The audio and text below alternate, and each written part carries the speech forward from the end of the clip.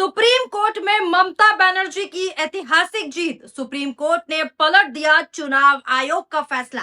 जी हाँ दोस्तों, ये बात एकदम सच है क्योंकि पश्चिम बंगाल की राजनीति में ऐसा फैसला आया है जिसने पूरे चुनावी समीकरण को हिला कर रख दिया है। और ये फैसला सिर्फ एक कानूनी आदेश नहीं बल्कि सीधे चुनावी मैदान में असर डालने वाला बड़ा बदलाव बन गया है। सुप्रीम कोर्ट ने एसआईआर के मामले में हस्तक्षेप करते हुए चुनाव आयोग के उस फैसले को पलट दिया है जिसमें बड़ी संख्या में वोटरों के नाम काट दिए गए थे।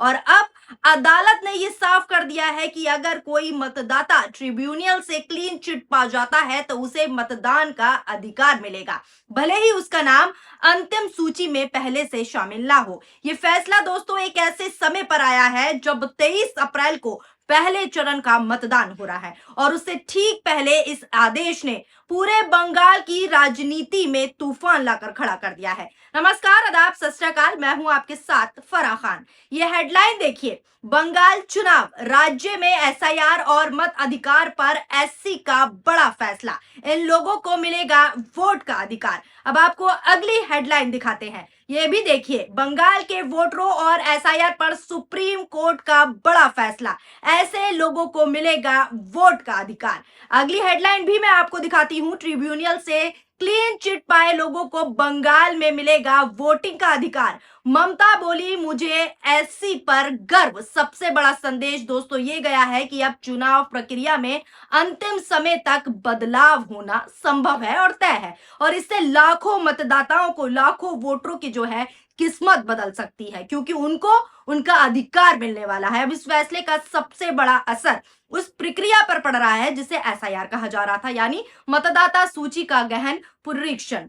चुनाव आयोग ने 9 अप्रैल को पहली सूची को जो है अंतिम रूप से फ्रीज कर दिया था। ये बात हमने भी आपको बताई थी, जिसका मतलब ये था कि अब मतदान तक ना तो नाम जुड़ सकते थे और ना ही हटाए गए नाम जो है वापस आ सकते थे। लेकिन सुप्रीम कोर्ट ने इसी प्रक्रिया पर सवाल उठाते हुए कहा कि अगर ट्रिब्यूनल किसी व्यक्ति को योग्य मान लेता है तो उसे मतदान से वंचित बिल्कुल नहीं किया जा सकता। ये सुप्रीम कोर्ट ने कहा। कोर्ट ने साफ निर्देश दिया है कि पहले चरण के लिए 21 अप्रैल तक और दूसरे चरण के लिए 27 अप्रैल तक अगर किसी का नाम वैध घोषित होता है तो उसे तुरंत सप्लीमेंट्री वोटर लिस्ट में शामिल किया जाए और मतदान से पहले नई सूची प्रकाशित की जाए। इसका सीधा मतलब, साफ मतलब है ये है कि अब चुनाव आयोग को मतदान से ठीक पहले तक लिस्ट अपडेट करनी ही पड़ेगी और यही सबसे बड़ा बदलाव माना जा रहा है। इस पूरे विवाद की जड़ में वो आंकड़ा है जिसने सियासत और ज्यादा जो है गर्मा कर रख दी है, और वो है लाखों मतदाताओं के नाम हटाए जाने का मुद्दा,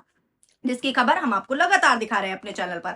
आरोप लगाया गया कि एसआईआर प्रक्रिया के दौरान करीब 90 लाख से ज्यादा जो मतदाता सूची है, उनके नाम है वोटर लिस्ट से हटा दिए गए। इसे लेकर विपक्ष लगातार, यानी कि ममता बनर्जी लगातार चुनाव आयोग पर सवाल उठा रही थी। ममता बनर्जी ने इस मुद्दे को सीधा जनता के अधिकार से जोड़ते हुए कहा कि ये आम लोगों के वोट का हक छीनने की कोशिश है, और इसी आधार पर उन्होंने सुप्रीम कोर्ट का दरवाजा भी खटखटाया था। अब जब अदालत ने फैसला दिया है तो इसे सीधे उन लाखों लोगों की वापसी के तौर पर देखा जा रहा है जिनका नाम सूची से हटा दिया गया था। और अब ये बड़ा सवाल उठ रहा है कि क्या ये फैसला चुनावी नतीजों को भी प्रभावित करेगा। अगर इस फैसले की जो है, अगर हम गहराई को समझें तो इसमें संविधान के अनुच्छेद 142 यानी कि 142 का इस्तेमाल सबसे अहम भूमिका में सामने आता है, जिसके तहत जो है सुप्रीम कोर्ट को असाधारण शक्तियां मिलती हैं, और इसी शक्ति का उपयोग करते हुए अदालत ने चुनाव आयोग को यह निर्देश दिया है कि कोई भी योग्य मतदाता वोट देने से वंचित न रह जाए। अदालत ने यह भी साफ किया है कि ट्रिब्यूनल के फैसले के आधार पर नाम जोड़े जाएंगे और इसके लिए नई सप्लीमेंट्री लिस्ट जारी करनी ही होगी। इसका मतलब साफ ये है कि अब वोटर लिस्ट पूरी तरह से स्थिर नहीं रहेगी, बल्कि आखिरी समय तक, लास्ट मूवमेंट तक उसमें बदलाव होना संभव है। और यही वो मेन पॉइंट है जिसने इस फैसले को ऐतिहासिक बना दिया है, क्योंकि इससे पहले ऐसी स्थिति जो है कम ही देखने को मिली है जहां मतदान से ठीक पहले इतनी बड़ी संख्या में नाम जोड़े जाने की अनुमति दी गई हो। तो ये ममता बनर्जी के साथ साथ बंगाल के लोगों की भी बड़ी जीत और ऐतिहासिक जीत मानी जा रही है। अब दोस्तों राजनीतिक प्रक्रिया की बात करें तो ममता बनर्जी ने इस फैसले का स्वागत करते हुए इसे आम जनता की बड़ी जीत बताया और उन्होंने कहा कि उन्हें न्यायपालिका पर गर्व है और ये मां माटी मनुष्य की जीत है। उन्होंने अपने कार्यकर्ताओं को निर्देश दिया कि जिन लोगों के नाम कटे हैं वो तुरंत ट्रिब्यूनल में अपील करें ताकि उनका नाम फिर से जुड़ सके और वो मतदान कर सके। ये ममता बनर्जी का कहना है। दूसरी तरफ चुनाव आयोग के लिए दोस्तों ये फैसला एक बड़ी चुनौती बनकर सामने आया है क्योंकि अब उसे बेहद कम समय में नई सूची तैयार करनी होगी और ये सुनिश्चित करना होगा कि हर योग्य मतदाता को मतदान का अधिकार मिले। तो ये चुनाव आयोग के लिए एक बड़ा चैलेंज है। इस पूरे घटनाक्रम ने राजनीतिक माहौल को और ज्यादा गर्म कर दिया है और अब दोनों पक्ष इसे अपने अपने तरीके से पेश कर रहे हैं। जहां एक तरफ इसे लोकतंत्र की बड़ी जीत बताया जा रहा है तो वहीं दूसरी तरफ इसे प्रक्रिया में दखल के रूप में भी देखा जा रहा है। इसके आगे आपको बता दूं सबसे बड़ा सवाल जो है ये है कि इस फैसले का वास्तविक असर चुनावी नतीजों पर कितना पड़ेगा क्योंकि मतदान से पहले के 48 घंटे यानी कि 48 आवर्स अब सबसे अहम बन चुके हैं और इन्हीं घंटों में तय होगा कि कितने नए नाम जुड़ते हैं और कितने लोग मतदान में हिस्सा ले पाते हैं। पहले चरण के लिए 21 अप्रैल तक और दूसरे चरण के लिए 27 अप्रैल तक की सीमा जो है समय सीमा तय होने के बाद अब पूरी प्रक्रिया तेज हो चुकी है और ट्रिब्यूनल से लेकर चुनाव आयोग तक जो है सभी जो है पूरा दबाव बन चुका है, पूरे दबाव बढ़ गया है। ये साफ हो चुका है कि बंगाल का ये चुनाव अब सिर्फ राजनीतिक दलों के बीच की लड़ाई नहीं रह गया बल्कि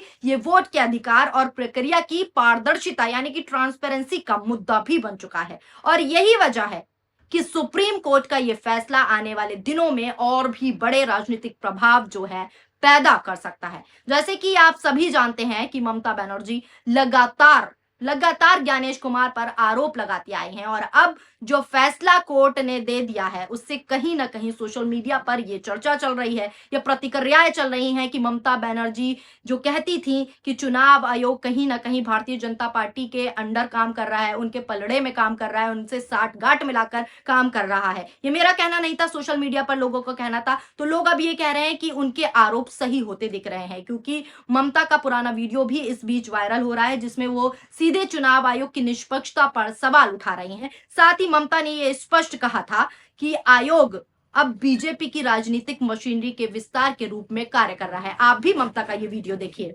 ऐसा इलेक्शन कमीशन को नहीं देखा जिन्होंने इतना एरोगेंट है, ग्रेट लायर है।